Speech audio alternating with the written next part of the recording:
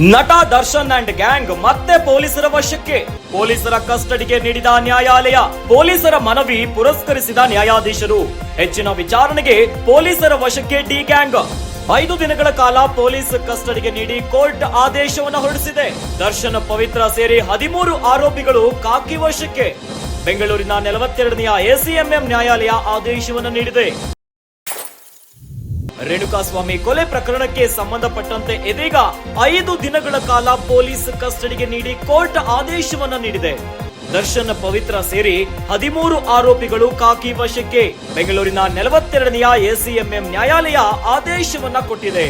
ರೇಣುಕಾಸ್ವಾಮಿಯನ್ನ ಅತ್ಯಂತ ಭೀಕರವಾಗಿ ಹತ್ಯೆ ಮಾಡಿರುವಂತಹ ಪ್ರಕರಣಕ್ಕೆ ಸಂಬಂಧಪಟ್ಟಂತೆ ಪವಿತ್ರ ಗೌಡ A1 ಆರೋಪಿ, ಇನ್ನು ನಟ ದರ್ಶನ್ A2 ಆರೋಪಿ ಮತ್ತು ಅವರನ್ನ ಸೇರಿಸಿ 13 ಆರೋಪಿಗಳು ಈಗ ಕಾಕಿ ವಶಕ್ಕೆ. ಬೆಂಗಳೂರಿನ 42ನೇ ಎಸಿಎಂಎಂ ನ್ಯಾಯಾಲಯ ಆದೇಶವನ್ನು ಹೊರಡಿಸಿದೆ. ಡಿ ಗ್ಯಾಂಗ್ ಮತ್ತೆ ಪೊಲೀಸ್ ಕಸ್ಟಡಿಗೆ.